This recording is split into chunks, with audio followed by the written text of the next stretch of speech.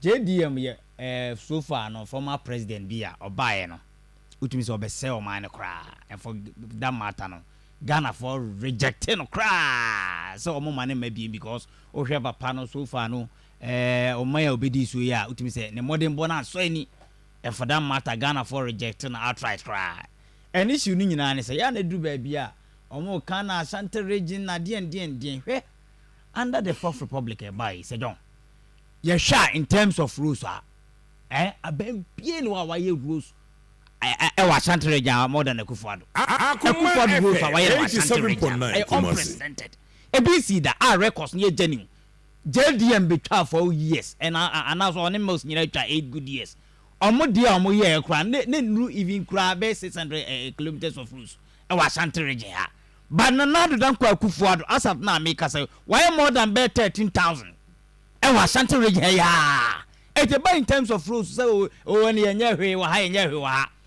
for the first time me say oko so far no atafo bridge ay unprecedented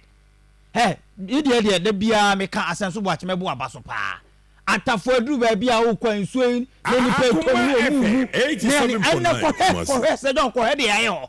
uduru ho a asa ho ye UK ukra na nsem ni mi colleague ba ko fa na hifa na yedrum so baby na nsu to a enipa famu a enipa timi wuo na yaye ni sei no ampress ebinsi da ediduru baby na say NDC force better radio so see enye hwe Ashanti region a mi akasa na yemwanwa hwe oba even hospital kra na hospital oba hospital is sector kra na JDM records ho na Akufo-Addo records ho no on to ye baby NDC 8 years ni Akufo-Addo 8 years no omon to ye baby a agenda one kwa ya start na Ashanti region kwa 19 and Akufo na 87.9 Kumasi ko twede ni adesa ni na makuma 90 Vamet project makuma 5 am oba me man so nkwanta so far no on the 8th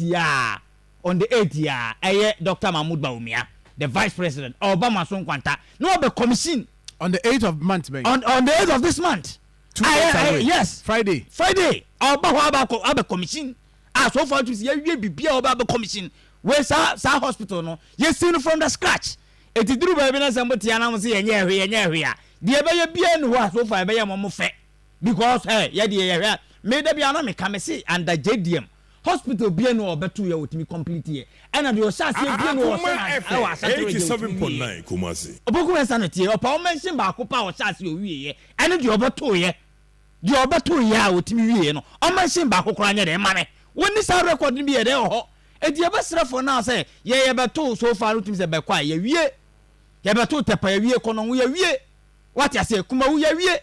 e ti duru wa be ye besra for now wo si enya bibia wa Ashanti region and so hospital facilities so am e bosu nyina na na kwa Akufo-Addo na etima de e wie ni nyina so far utimi say bibia de e say ye kama e in terms of education senior opa ko all the secondary schools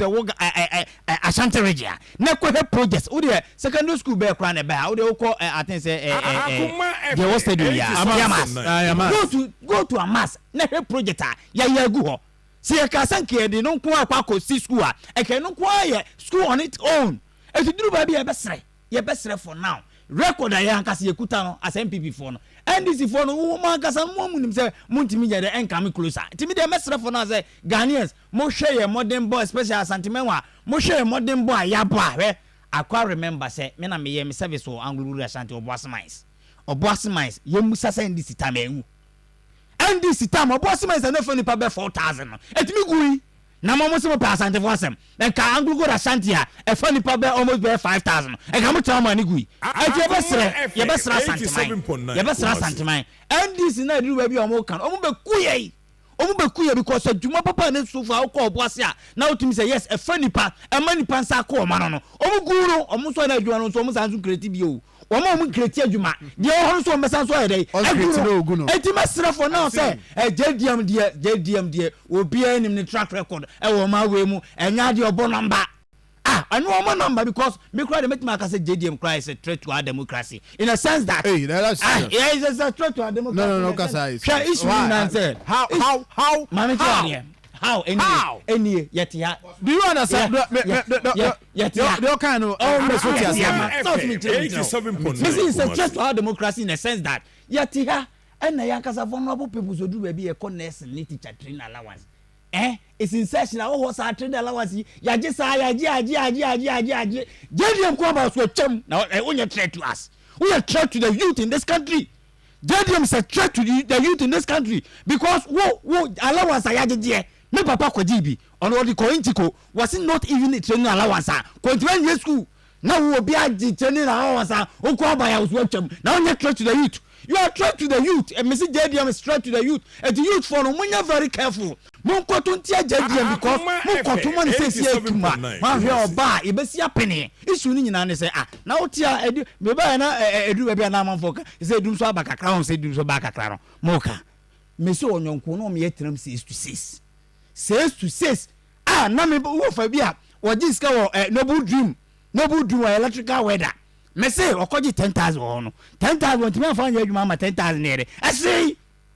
because what call adwuma no light ni 6 to 6 na 6 to 6 obere no wetime nya kanea de